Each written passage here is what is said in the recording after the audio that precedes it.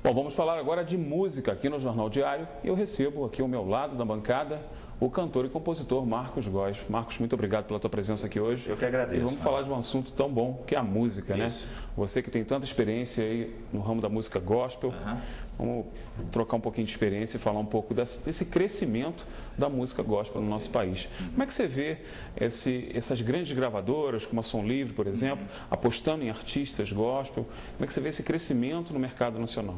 Na verdade, Anderson, o que é que acontece? Se você pegar uma estatística, você vai ver que dentro do povo brasileiro, nós temos mais de 40% da população brasileira evangélica. Claro, de várias denominações. Então, isso acabou se tornando um filão comercial e a Som Livre e outras demais gravadoras seculares estão investindo nesse mercado. Essa é a resposta. É uma quantidade de gente muito grande, entendeu? E que ouve música e que compra CD, então eles estão de olho exatamente nesse mercado. Uma pesquisa do Procon de São Paulo mostrou que o perfil também desse comprador é um perfil diferente. Por exemplo, o consumidor de música gospel pouco compra a pirataria, por exemplo, né? Você acha que esse lado também do cliente fiel à música gospel, você acha que é um filão que as gravadoras estão querendo aproveitar? Sim, eu acredito que sim. Na verdade, hoje, até as gravadoras evangélicas também têm sofrido com a pirataria. É claro que o público evangélico é um público mais fiel a comprar coisas originais, mas a gente não pode generalizar dessa forma. Então, há um prejuízo também dentro das gravadoras evangélicas com a pirataria. Eu já sei, não vou citar nomes, mas eu já sei de gravadoras que estão até tentando se vender, porque o prejuízo, antigamente um cantor vendia 100 mil cópias, chegou a vender 200 mil cópias, entendeu? Eu acho que a Cassiane chegou a vender mais de 250 mil cópias de um CD chamado Com Muito Louvor. Hoje, as pessoas não compram mais do que, no máximo, 30 mil cópias. É o limite máximo de um cantor evangélico, girando de torno a 15 a 30 mil cópias. Até os grandes artistas deram uma reduzida considerável, né? Sim, Você, como um produtor pois não. com tanta experiência, com tantos anos de mercado, né? Como é que você vê essa questão da pirataria que praticamente assolou o mundo inteiro, né? Na verdade, não é uma exclusividade dos países da América Latina, ou seja, é um problema mundial. Nesta semana, por exemplo, nós tivemos a apreensão aqui de um laboratório de cópias que produzia por volta de 10 mil cópias por semana. Então, é uma questão extremamente complicada. Como é que você vê o artista? Como é que o artista vê? Qual é a visão do artista desse prejuízo à sociedade que é a pirataria? O interessante é uma experiência própria, Anderson, que eu peguei e eu lancei um CD chamado A Vigília 7, faz uns 2 anos atrás.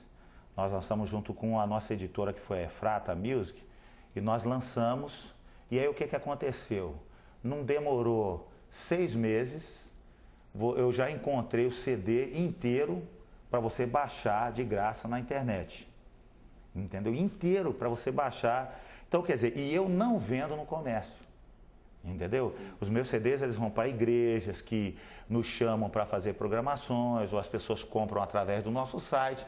Então, existe essa preservação que eu já vendi há muito tempo atrás para o comércio. Mas parei, vendi para a loja americana, para Carrefour, mas parei e fui, como eu falei, diminuindo, ficando uma coisa bem reservada. Mas mesmo assim existe essa pirataria. Para nós, para o artista que vive de direitos, de execução, de direitos autorais, isso é péssimo, porque a gente não ganha em função disso. Não é só a você vender o produto, mas também você tem direitos que estão dentro do produto que você recebe. Entendeu? Então isso é terrível. Por isso que a Abril Music fechou, deixando o Maurício Manieri, o Ivan Lins fora de gravadoras, a UEA fechou, mandou Raimundos embora, mandou tudo por causa de pirataria. A UEA ficou com a sucursal que trabalha com a Maria Rita agora, entendeu? Mas mandou uma porção. Entendeu? Inclusive, na época que eu estava no escritório, diz que o Raimundos tinha um déficit em dinheiro para ser pago com o trabalho deles. Eles até liberaram, deixaram o Raimundo de fora por conta do problema de pirataria. É realmente delicada essa questão da pirataria. No meio evangélico existe bastante, Anderson. Existe mesmo também e prejudica muito. Agora vamos falar de fatores positivos, então. Né? Estamos falando de tanta coisa ruim, vamos falar de coisas boas. Como a sua experiência como música profissional, nós percebemos no meio, principalmente no meio dos evangélicos, no meio gospel, uma procura pela formação musical, né? Principalmente dos jovens que buscam na igreja um espaço nos louvores, um espaço para se formar como músico, né? Dentro dos instrumentos. Como é que você vê essa questão do jovem buscar a música como formação pessoal?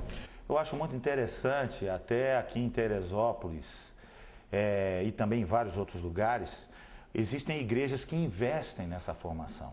Tem grupos de corais, tem grupos de cordas, de violinos, viola. Tem gente que as igrejas têm curso de violão, de baixo, de bateria. Porque, na verdade, a religião evangélica, e eu acho que as demais também, até a católica, tem investido muito nesse lado musical. A igreja em si, ela precisa da música, porque a Bíblia, ela fala sobre nós adorarmos a Deus com música.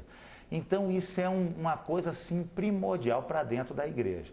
E a igreja tem as igrejas que são inteligentes e entendem esse tipo de conduta, de segmento, têm investido e os jovens têm achado espaço nessa situação.